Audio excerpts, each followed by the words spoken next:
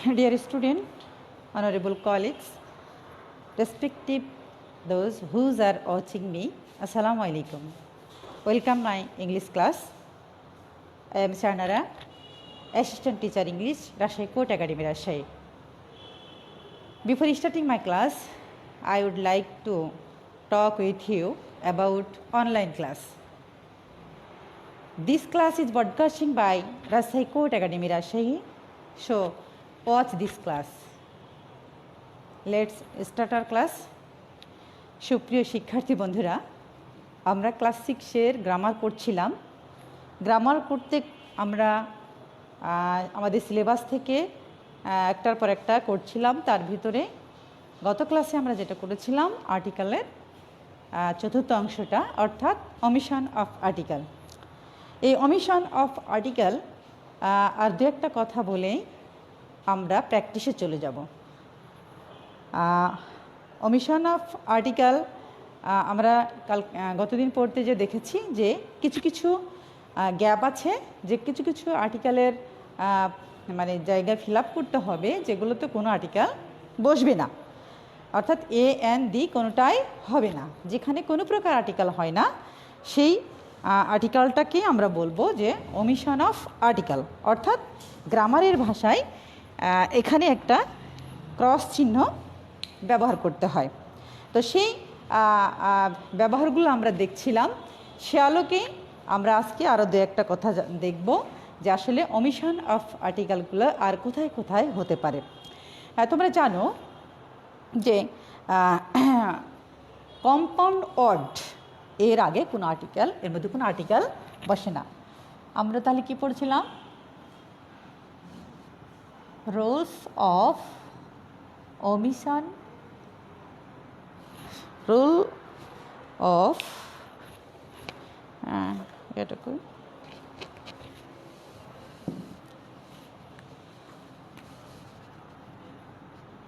omission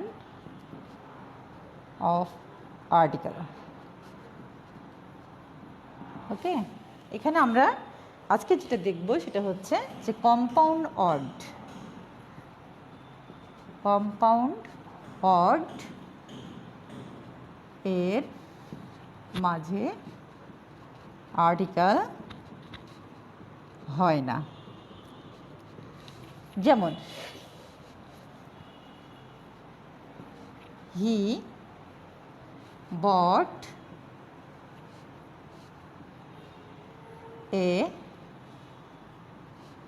red pen. এখানে আমরা একটা শব্দ দেখতে পাচ্ছি, লাস্টে আছে রেড পেন। রেড পেন কিন্তু একটা কম্পাউন্ড ওয়ার্ড, অর্থাৎ দুটা ওয়ার্ড মিলে একটা পূর্ণাঙ্গ অর্থবোধক ওয়ার্ড আমরা দেখতে পাচ্ছি। এই জন্য যেহেতু এটা কম্পাউন্ড ওয়ার্ড, এই জন্য এই কম্পাউন্ড ওয়ার্ড, যে কোনো কম্পাউন্ড ওয়ার্ডের মধ্যেখানে কোনো প্রকার আর্টিকেল বসে না, অর্থাৎ এ এন দি কোনোটাই বসে না। তাহলে ওখানে কী বসে? ওখানে ক্রস চিহ্ন বসে। ওকে, এরপরে আমরা দেখব যে অ্যাডজেক্টিভ দ্বারা শেষ হয়েছে। অ্যাডজেক্টিভ দ্বারা শেষ বলতে সেন্টেন্স শেষ হয়েছে। অ্যাডজেক্টিভ দ্বারা সেন্টেন্স শেষ হলে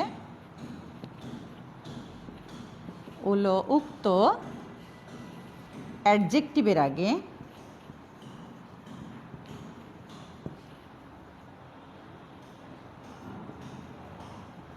আর্টিকেল হয় না। কেমন? যেমন উদাহরণ দিলে আমাদের কাছে পরিষ্কার হয়ে যাবে। সেটা হচ্ছে যেমন হি ইজ অনেস্ট। ওকে, দেখো আমরা কিন্তু এই যে অনেস্ট, এটা এমন একটা শব্দ, আমরা দেখতে পাচ্ছি, যার আগে আমরা ইতিপূর্বে যে আর্টিকেলগুলো পড়েছি সেখানে দেখেছি এটা কনসোনেন্ট অক্ষর হওয়ার পরেও যেহেতু অনুচ্চারিত তাই অ্যান অনেস্ট বসে, তাই না? কিন্তু এখানে যে রুলসটা সেটা দেখো, আজকের রুলসটা হচ্ছে কি যে অ্যাডজেক্টিভ দ্বারা যদি সেন্টেন্সটা শেষ হয়ে যায়, তাই না, অ্যাডজেক্টিভ দ্বারা সেন্টেন্সটা শেষ হয়ে যাচ্ছে, যেমন ধরো হি ইজ অনেস্ট, এই অনেস্টের পর আর কোনো ওয়ার্ড নাই, এই রকমের অ্যাডজেক্টিভ দ্বারা শেষ হওয়া কোনো সেন্টেন্সে এই অ্যাডজেক্টিভটার আগে কোনো আর্টিকেল ব্যবহৃত হবে না। তাই আমরা এখানে কী দেবো? ক্রস চিহ্ন দেব। হয় নিশ্চয় বুঝতে পারছি আমরা যে কোথায় কোথায় কোনো প্রকার আর্টিকেল বসছে না, সেখানে আমরা ক্রস চিহ্ন দিয়ে ওই গ্যাপগুলোকে ফিল আপ করবো। এবার দেখো শরীরের অঙ্গ প্রত্যঙ্গ ও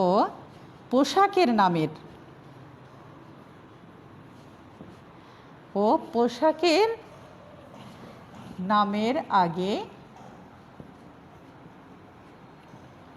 আর্টিকেল হয় না। কেমন? আমরা উদাহরণ লিখি, পোশাক এবং অঙ্গ প্রত্যঙ্গ, আমাদের অর্গান আছে না, এই যে হ্যান্ড, মাউথ ইত্যাদি। দেখো যেমন লিখে আমরা দেখব, এরকম যদি বলি রেজ ইয়োর লেফট হ্যান্ড, খেয়াল করে দেখো হ্যান্ড মানে কি? হাত। এই হাত এটা আমাদের একটা অর্গান, তাই না? এই শরীরের কোনো অঙ্গ প্রত্যঙ্গের আগে কোনো আর্টিকেল ব্যবহার করা যায় না। যেমন যদি না যায় তাহলে আমরা এখানে কী দেবো? ক্রস চিহ্ন দেব। একইভাবে আমরা একটা পোশাকের কথা যদি বলি, হি টুক অফ ইয়োর শার্ট। এখানে দেখো শার্ট, এই শার্টের আগে আমরা কি করব? কোনো প্রকার আর্টিকেল পাবো না, কারণ এটা হচ্ছে একটা পোশাকের নাম। কেমন? তাহলে আমরা কি দেখলাম যে পোশাক হোক, অঙ্গ প্রত্যঙ্গ হোক, এগুলোর নামের আগে কোনো আর্টিকেল ব্যবহার করা যায় না। এখন আমরা আরেকটা রুলসের দিকে আমরা যাব, যেটা তোমরা একটু গুরুত্বের সাথে নিবে। সেটা হচ্ছে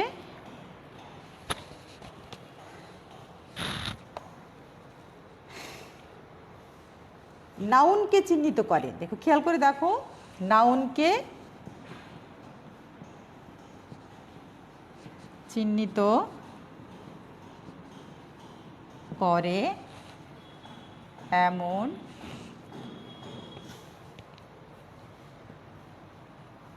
নাউনকে চিহ্নিত করতে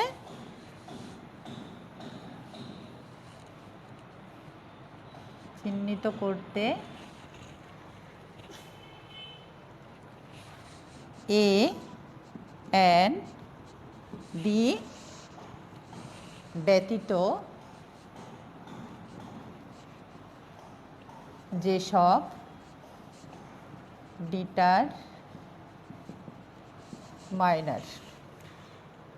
ডিটারমাইনার ব্যবহৃত হয়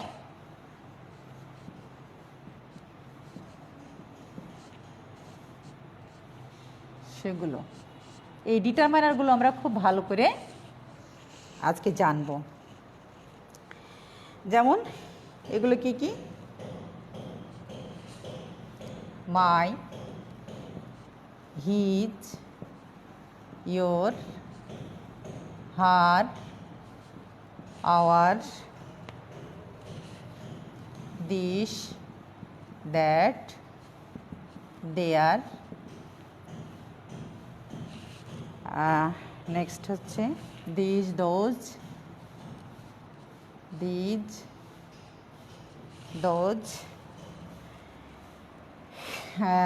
any, some, most, both, all, many, much,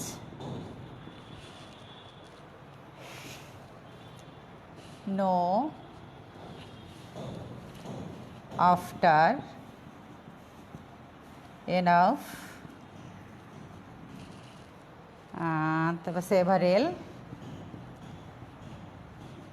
few which hot on ইত্যাদি ইত্যাদি এই মনে রাখতে হবে আমরা যখন এইসব ডিটারমাইনার ব্যবহার করব তখন তার কোনো আর্টিকেল হবে না ইত্যাদি যখন ব্যবহৃত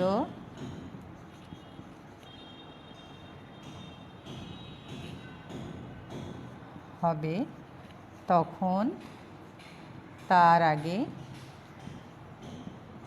কোনো আর্টিকেল বসবে না ওকে তাহলে আমরা দেখে নিই যে এই ডিটারমাইনারগুলো কী কী হ্যাঁ আমরা এগুলো খুব মনোযোগ দিয়ে দেখব যে একেবারে দেখো এখান থেকে শুরু হয়েছে বেশ কয়েকটা এগুলো আসলে এ এন দি ব্যতীত ব্যবহৃত হয়ে থাকে হ্যাঁ নাউনকে চিহ্নিত করতে বা স্পষ্ট করে নাউনকে দেখিয়ে দিতে এই যে ডিটারমাইনারগুলো ব্যবহৃত হয় এইগুলোর আগে কখনো কোনো আর্টিকেল বসে না এটা আমরা মাথায় নিব এটাকে আরও একটা ভাষায় বলা যায় যে নিচে লিখে দিই মানে আর একটা ভাষায় বলা যেতে পারে যে পসেসিভ কেসের পরে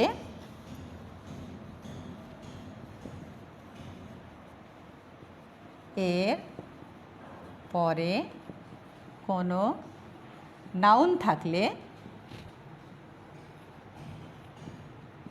কোনো নাউন থাকলে তার পূর্বে কোনো আর্টিকেল হয় না তার পূর্বে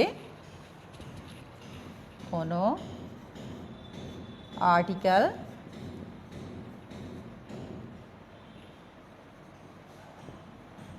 হয় না ওকে আমরা উদাহরণটা একটু উপরেই লিখি তাহলে কি দেখলাম যে নাউনকে চিহ্নিত করতে এ এন দি এর পরিবর্তে কিছু ডিটারমাইনার আছে যেগুলো আমরা সেন্টেন্সে ব্যবহার করব দেখতে পাবো যখন এগুলো এসে যাবে তখন এই ডিটারমাইনারগুলোর আগে কোনো আর্টিকেল বসবে না যেটাকে আমরা আর এক ভাষায় কী বললাম যে পসেসিভ কেসের পরে কোনো নাউন থাকলে তার পূর্বে কোনো আর্টিকেল হয় না এই ডিটারমাইনারগুলোকে কিন্তু আবার পসেসিভ কেস বলে তাই না তা আমরা একটা উদাহরণ লিখি যেমন দেখো যেমন it is dash my pen okay দেখো এখানে মাই এই মাইটা কি এটা একটা ডিটারমাইনার পজিটিভ কেস সুতরাং এর আগে কোনো আর্টিকেল বসবে না এরকম অসংখ্য উদাহরণ নিশ্চয়ই আমরা দিতে পারবো আমরা ডিটারমাইনারগুলো দেখলাম একটু আগে যেমন আরও উদাহরণ দেওয়া যেতে পারে যে she lost his book ওকে দেখো এই পেন এই বুককে চিহ্নিত করার জন্য এখানে মাই এবং হিজ ব্যবহৃত হয়েছে এই যে ডিটারমাইনারগুলো ব্যবহৃত হয়েছে এর আগে কখনো কোনো আর্টিকেল বসানো যাবে না আর আমরা শিখেছি যেখানে কোনো আর্টিকেল হয় না সেখানে কি বসে ক্রস বসে অর্থাৎ অমিশন অফ আর্টিকেল আমরা এখানে ইউজ করব তাহলে আমরা দেখতে পাচ্ছি হিজ বুক এর আগে কি হলো আর্টিকেল এখানে কিছু না হয়ে এখানে অমিশন অফ আর্টিকেল ব্যবহৃত হলো যাকে বলবো আমরা ক্রস চিহ্ন ওকে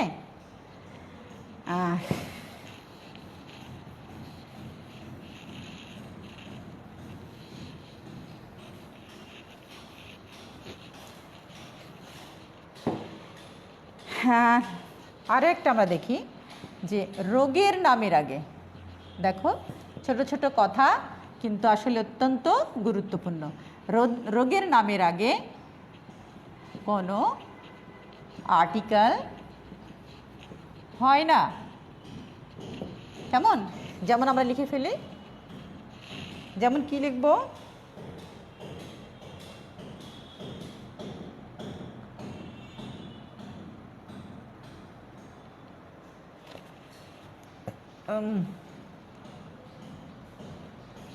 he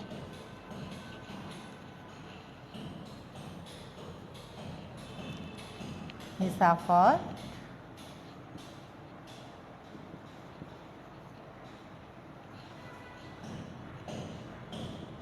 cholera. ওকে, সে কলেরায় ভুগছে, এ ধরনের যখন আমরা দেখব তখন তার আগে কোনো আর্টিকেল বসবে না, তাহলে আমরা ক্রস চিহ্ন দেব। কেমন? তাহলে এভাবে করে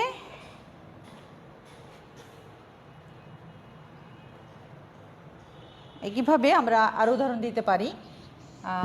এই রোগের নামের আগে যে আর্টিকেল হচ্ছে না, আরও অসংখ্য উদাহরণ আমরা দিতে পারবো। আচ্ছা, এগুলো জানার পরে আমরা এতক্ষণ পর্যন্ত আসলে কি দেখলাম, যে আর্টিকেল দুই প্রকার, ইনডিফিনিট, ডিফিনিট, এবং এই দুইটা আর্টিকেলের আমরা এ এন দি পেয়েছিলাম, তারপরে আরেকটা নতুন পেলাম সেটা হচ্ছে অমিশন অফ আর্টিকেল। মোট কথা আমরা আর্টিকেলের গ্যাপগুলো পূরণ করতে গিয়ে চারটা জিনিস ইউজ করব, এ এন দি এবং ক্রস। এই প্রত্যেকটারই আমরা রুল এবং ব্যবহার বিধিগুলো আলোচনা করলাম। বেশ কয়েকটা ক্লাসে আমাদের এগুলো আলোচনা হলো। এখন আমরা কি করব, একটা প্র্যাকটিস করি। চলো, যদি আমাকে প্যাসেজ আকারে কেউ আর্টিকেল দিয়ে দেয় তখন কিভাবে আমরা এটা সলভ করব। তো এখন আমরা যেটা লিখব সেটা হচ্ছে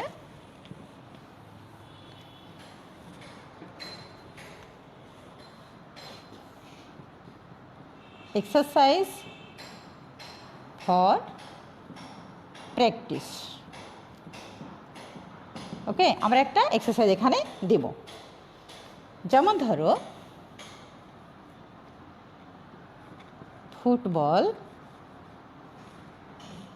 is dash popular game. Okay, in our country. এরপরে it is equally dash exciting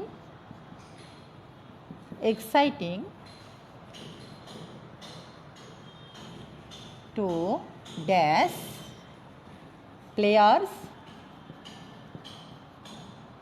and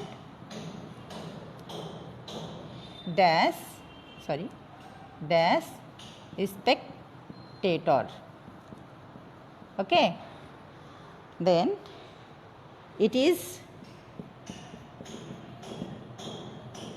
foreign.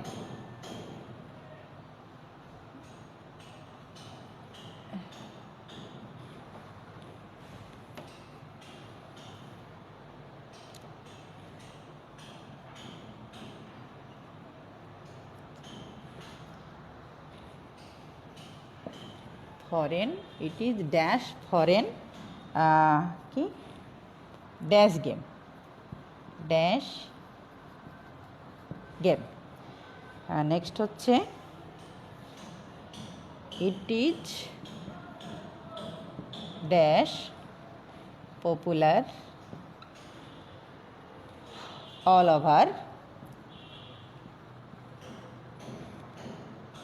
World. Then it is played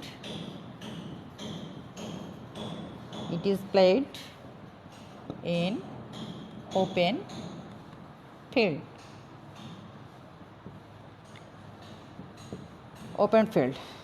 ওকে, হ্যাঁ বন্ধুরা, দেখো এখানে আমরা একটা প্যাসেজ দিয়েছি, প্র্যাকটিসের জন্য একটা প্যাসেজ উঠিয়েছে। এখানে গ্যাপ কয়টা আছে? 2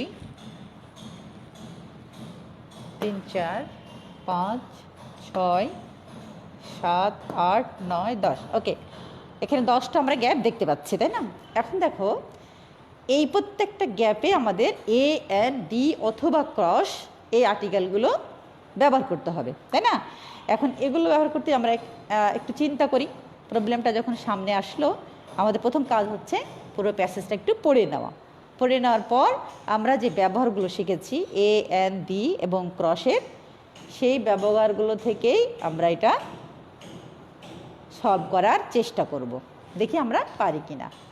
আমরা কিছুক্ষণ সবাই দেখি, প্রবলেমটা সামনে আছে, আমরা সবাই একটু দেখার চেষ্টা করি।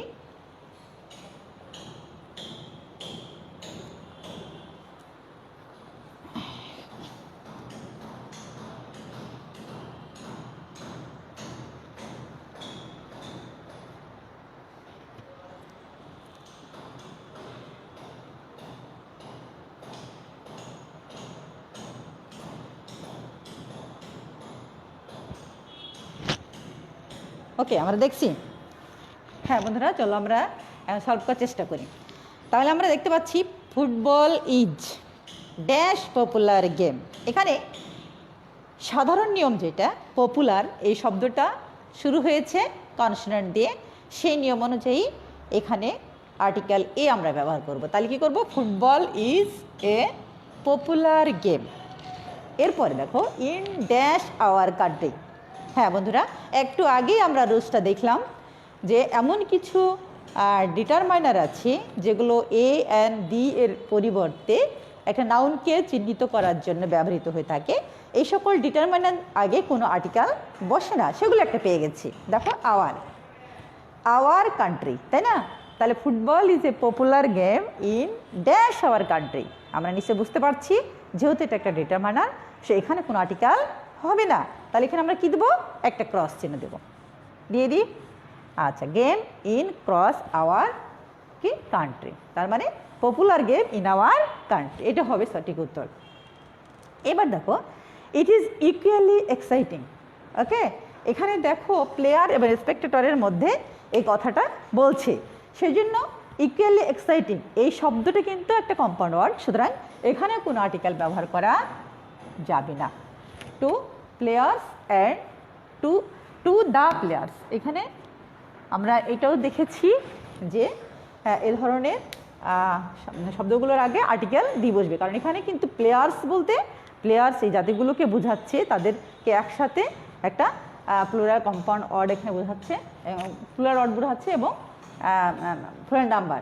সুতরাং এখানে আমরা আর্টিকেল কী পাবো? দি পাবো। একইভাবে স্পেক্টরস, এর আগেও আমরা দি পাবো। নির্দিষ্ট করেই কিন্তু প্লেয়ার এবং স্পেক্টরসদেরকেই উল্লেখ করছে, সেজন্য আমরা এদের পূর্বে অবশ্যই দি পাবো। এরপরে দেখো it is dash game, it is dash foreign game, তাই না? এটা হচ্ছে একটা বিদেশি খেলা, তা আমরা এখানে এ ফরেন দেবো। এটা সাধারণ নিয়মে যেটা ফরেন, ফরেনের প্রথম শব্দটা হচ্ছে এফ, এবং সে অনুযায়ী কনসোনেন্ট হওয়ার কারণে এ যেটা হয় সেটা আমরা এখানেও পাবো। যেমন প্রথমে পেয়েছিলাম এ পপুলার গেম, ওরকম এখানেই পাবো আমরা it is a foreign dash game. এই ড্যাশের আগে কী পাবো আমরা? এই ড্যাশে কী পাবো? ক্রস পাবো, কারণ ফরেন গেম এটা হচ্ছে একটা কম্পাউন্ড ওয়ার্ড। একটা কম্পাউন্ড ওয়ার্ডের মাঝখানে কখনো কোনো আর্টিকেল বসে না, সে ফরেনের আগে পেলাম, বাট এখানে পাবো কি আমরা? ক্রস। এটা একটা কম্পাউন্ড ওয়ার্ড। এরপরে দেখো it is dash popular all over the world. Okay, it is dash popular. এই যে পপুলার, এই পপুলারের আগে আমরা কোনো আর্টিকেল বসাতে পারবো না, এটা একটা জনপ্রিয়, এটা একটা অ্যাডজেক্টিভ। একটু আগেই রুলসটা আমরা পড়লাম। It is popular all over, এবার আমরা সবাই জানি অল ওভার দ্য ওয়ার্ল্ড, সারা বিশ্বকে বোঝাচ্ছে, বিশেষ করে ওয়ার্ল্ডের আগে আমরা এখন ডি পেয়ে যাব। লাস্ট অন যেটা আছে সেটা হচ্ছে it is played in dash and open field. আমরা সবাই জানি ওপেন ফিল্ড, এই ওপেন শব্দটা কি? যে রুলসগুলো আমরা শিখেছিলাম এ এন এর ব্যবহারে, সেখানে দেখেছিলাম যে ও দ্বারা গঠিত সকল শব্দের আগে এন বসে, শুধুমাত্র অনের আগে এ বসে। আমরা সেই রুলসটা কিন্তু এখন অ্যাপ্লাই করব। আমরা এখানে ওপেন এর আগে কি পাবো? ওপেনের আগে পাবো এন। ওকে, এখানে পাবো এন। কি হিসাবে পেলাম এটা? এই যে ওপেন, এই ওপেনটা লিখতে গিয়ে আমরা প্রথম যে লেটারটা পেয়ে যাচ্ছি সেটা হচ্ছে কি? ও, এবং এটা হচ্ছে ভাওয়েল। এই ও ভাওয়েল হওয়ার কারণে তার আগে আমরা কি পেলাম?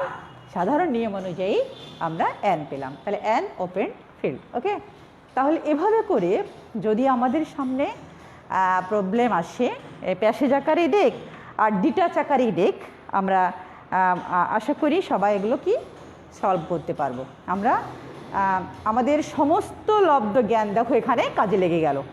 আমরা এ এন দি এবং অমিশনা পার্টিকেল এর যতগুলো ব্যবহার শিখেছিলাম এর সবগুলোই মোটামুটি এখানে কিন্তু আসছে, এ আসছে, এন আসছে এবং দি আসছে, ওকে, এবং ক্রসও আসছে।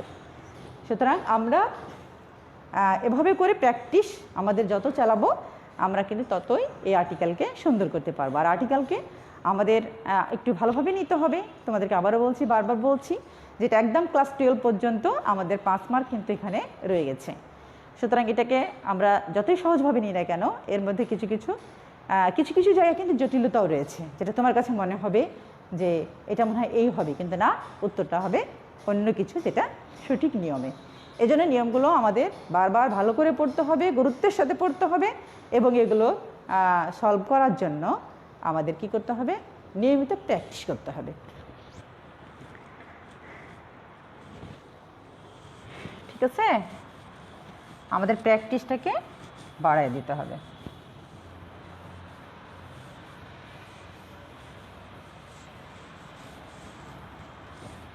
আমরা আর একটা প্যাসেজ লিখে ফেলি প্র্যাকটিসের জন্য।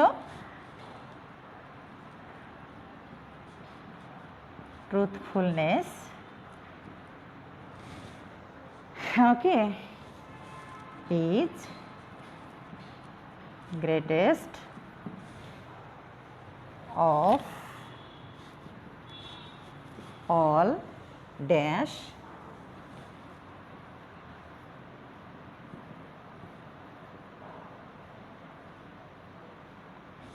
virtues, all virtues that make dash man really dash great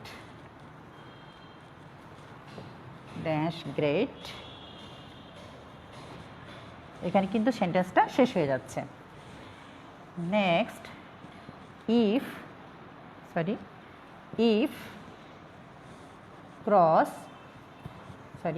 dash we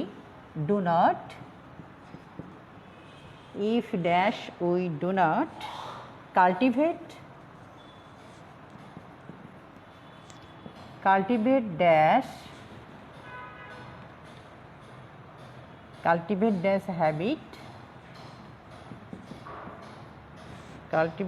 dash habit of speaking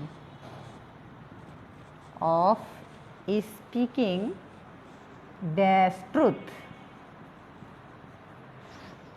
truth we dash cannot command dash cannot command dash, এবার dash confidence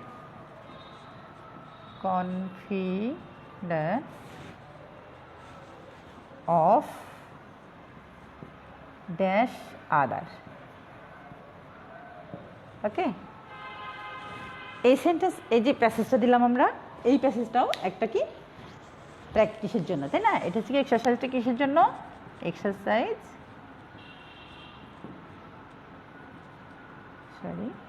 exercise for practice,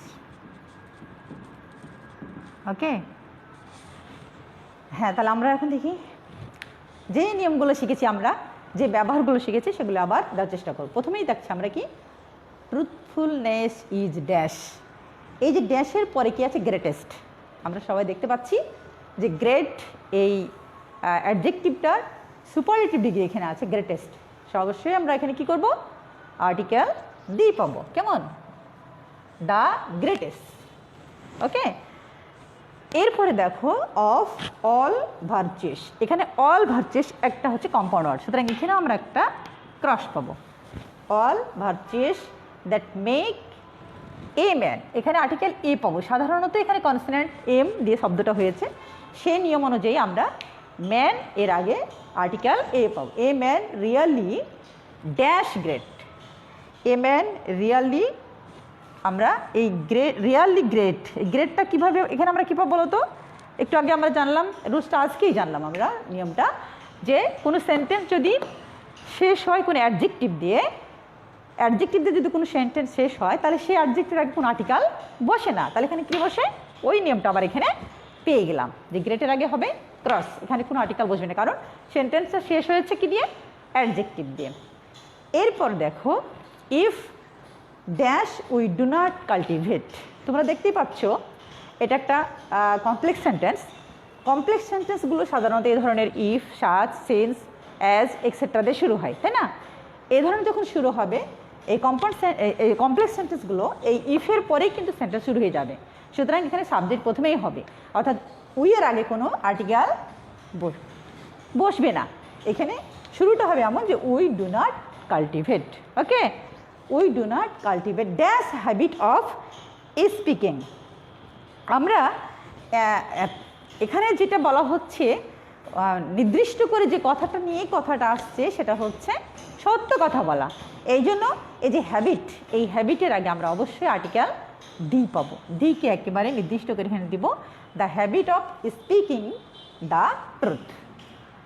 the truth, এখানে সত্য কথা বলার যে অভ্যাস, সেটাকে নিয়ে কিন্তু আমাদের এই বিষয়টা।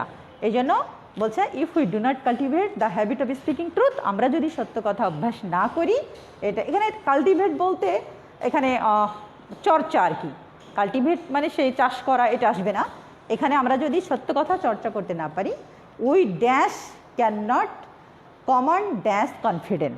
দেখো বন্ধুরা, উই ড্যাশ ক্যান নট, এখানে আমরা জানি যে উই একটা সাবজেক্ট, এরপরে মডেল অক্সিলারি আছে ক্যান, তাই না?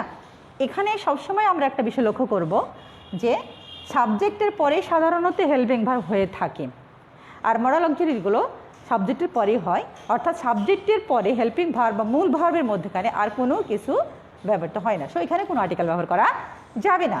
এখানে আমরা কী দেবো? ক্রস দিব। We can not command dash confident.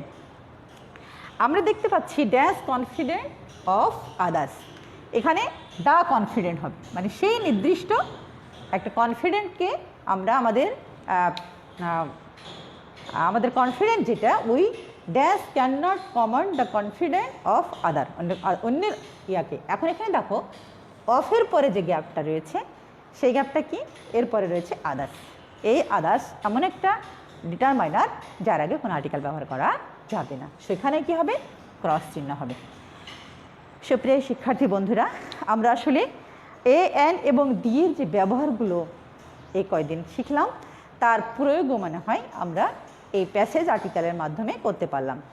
তো আমরা আরও বেশি বেশি করে প্র্যাকটিস করি, বাসায় আমাদের এক্সারসাইজগুলো থেকে, বইগুলো থেকে এক্সারসাইজ দেখে আমরা প্র্যাকটিস করি, এবং এই আর্টিকেলের ব্যাপারে আমাদের দক্ষতা আরও বেশি বেশি করে আমরা অর্জন করি। বাসায় থেকে নিরাপদ দূরত্ব থেকে স্বাস্থ্যবিধি মেনে আমরা পড়াশোনা চালিয়ে যাই, আর আমরা লক্ষ্য করতে থাকি সরকারের পক্ষ থেকে তোমাদের জন্য কী নির্দেশনা আসে, সে অনুযায়ী হয়তো তোমাদের সাথে আবার আমরা আমাদের প্ল্যাটফর্মে ফিরে আসব। আমরা ফিজিক্যালি ক্লাস নিব, আমরা অর্থাৎ দানাদের সাথে দিন পার করব, সে আশা ব্যক্ত করে আগামী ক্লাসের অপেক্ষায় আজকের মতো এখানে ক্লাস শেষ করছি। ধন্যবাদ সবাইকে।